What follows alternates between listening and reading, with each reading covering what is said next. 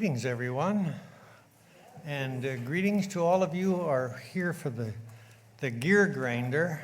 It looks like you're going to have some nice weather tomorrow for biking. I myself don't ride bike anymore, and it's probably okay that it's a good thing actually that Tony's in charge of this.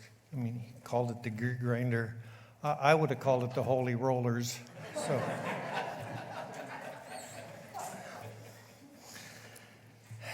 Anyway, whatsoever they bid you.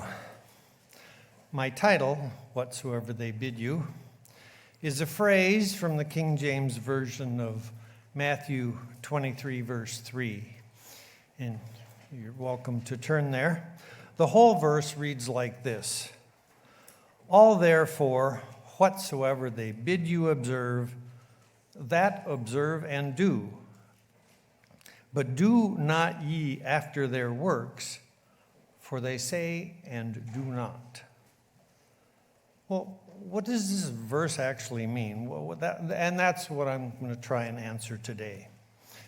Let's start with who is speaking to whom. And if we back up to the beginning of the chapter, we read some helpful context. So if we look at Matthew 23, verse 1, it says, Then Jesus spoke to the crowds and his disciples, saying, The scribes and Pharisees have seated themselves in the chair of Moses. So the who question is easily answered. Jesus is speaking to the crowds and his disciples, and he is speaking about the scribes and Pharisees. But then Jesus makes a puzzling statement to do what they, the scribes and Pharisees, tell you to do. In a more modern English translation, we get the same message. This is from the English Standard Version that says, So do and observe whatever they tell you, but not the works they do. For they preach, but do not practice. Or, as we would probably say it to do today, do what they tell you. The problem that many people see is that this seems to contradict other plain statements of Jesus. In fact, beginning in verse 13 of Matthew 23, Jesus scolds the scribes and Pharisees in what is known as the 8 woes, saying them over and over again. He says, Woe to you, scribes and Pharisees, hypocrites. And he says it 8 times. Woe to you, scribes and Pharisees. Jesus' own example in Matthew 15 also seems to contradict the saying, Whatsoever they bid you. Jesus did not teach his disciples to observe and do whatever the Pharisees said. In this case, the disciples did not wash their hands according to the tradition. If we look at Matthew 15:1, the Pharisees and scribes came to Jesus from Jerusalem and said, Why do your disciples break the tradition of the elders? And he answered them, For they do not wash their hands when they eat. I almost forgot a part of that there. He answered them, And why do you break the commandment of God for the sake of your tradition? So what tradition are the Pharisees talking about? This is a quote from My Jewish Learning. It says, This hand washing was not about physical cleanliness. It was a ritual. There are various customs regarding how the water should be poured. But a common practice is to pour twice on the right hand, followed by twice on the left. The tradition is unrelated to personal hygiene, and a person is still required to perform this ritual even if his hands are clean. End quote. Well, would this teaching even apply today? The scribes and Pharisees are long gone, right? Well, not really. The Pharisaism of old became Judaism of today. Another quote from Wikipedia. Following the destruction of the Second Temple in 70 AD, Pharisaic beliefs became the foundational, liturgical, and ritualistic basis for Rabbinic Judaism. Rabbinic Judaism eventually emerged as normative Judaism, and in fact, many refer to Rabbinic Judaism simply as Judaism. So I could imagine a zealous person taking Matthew 23:3 to heart and trying to do whatever the rabbis say. And this would mean following the code of Jewish law, a subject that I don't have time for. But the code of Jewish law is not the same as keeping Torah. The point Jesus was making when he said, "Why do you break the commandment of God for the sake of your tradition?" And I could also imagine some churches saying that they are now the authority and everyone must do as they say.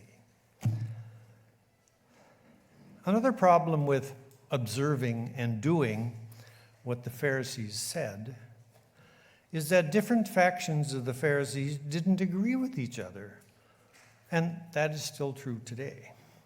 We have no instruction on which sect of Pharisaism we might have to obey.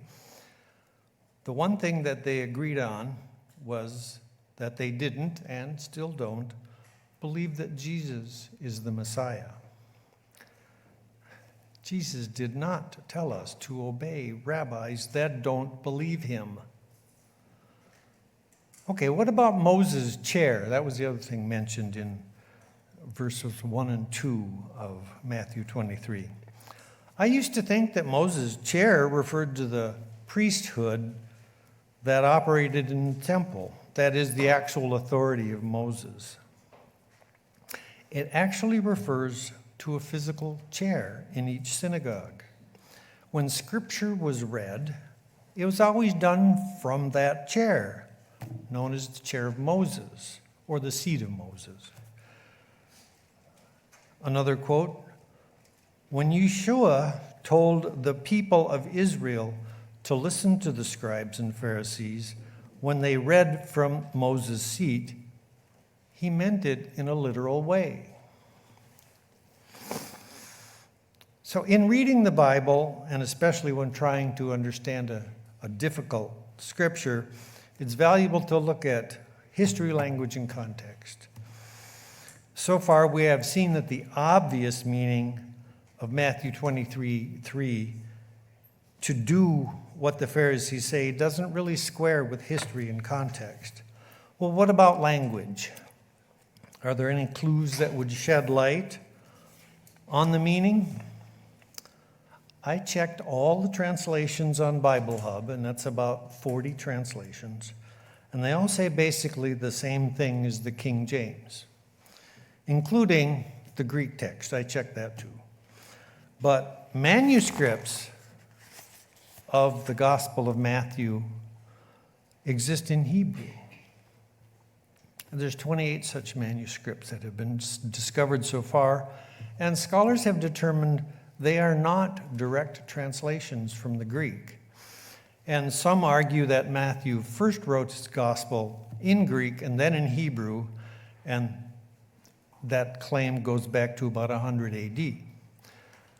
And some of the Hebrew manuscripts read this way: the Pharisees and sages sit upon the seat of Moses. Therefore, all that he says to you, diligently do. But according to their reforms and their precedents, do not, because they talk and they do not do. Now, I want to emphasize the important part. Some manuscripts of the Hebrew Gospel of Matthew read, all that he says to you, diligently do. Where the Greek says, all that they say to you, diligently do. So the singular he obviously can't refer to the scribes and Pharisees. It refers to Moses. When the Torah is read from the chair of Moses, do what Moses says, not as the Pharisees say all the time. In Hebrew, the difference between he says and they say is just one letter. And to be fair, there are some Hebrew manuscripts that say all that they say to you. Now, some articles on the internet come to the understanding of do what Moses said based on history and context alone, like the quote that I gave earlier. When Yeshua told the people of Israel to listen to the scribes and Pharisees when they read from Moses' seat, he meant it in a literal way. But my point is the alternate Hebrew Matthew harmonizes history, language, and context in a clearer way. Now, this does not mean that we throw out the Greek New Testament manuscripts, and it does not mean that we can't trust the Greek manuscripts. The Greek New Testament is by far the most well-documented ancient text. The gospel could not have been preached for the last 2,000 years without the Greek. The Hebrew was only known to Hebrew scholars until George Howard translated the Gospel of Matthew in 1987. He knew of only 9 manuscripts of the Hebrew Matthew. Now scholars have 28 to study. I have read a translation of the Hebrew Matthew, which was translated from a manuscript found in the Vatican libraries. And it's available online if you care to look at it. It is a very literal translation and lacks the eloquence of the King James. Other Hebrew Gospels have been discovered since George Howard's translation as well. And the Hebrew Gospels do not replace the Greek, but they add another witness and helpful context, historical context of the time. And it's a witness to Jesus' life and teachings. So the real meaning of Matthew 23:3 is not to observe and do everything that the Pharisees or the rabbis tell you to do, but to observe and do what Moses wrote in the Torah. And if you want any of these references, you'll see that online when the transcript is uploaded.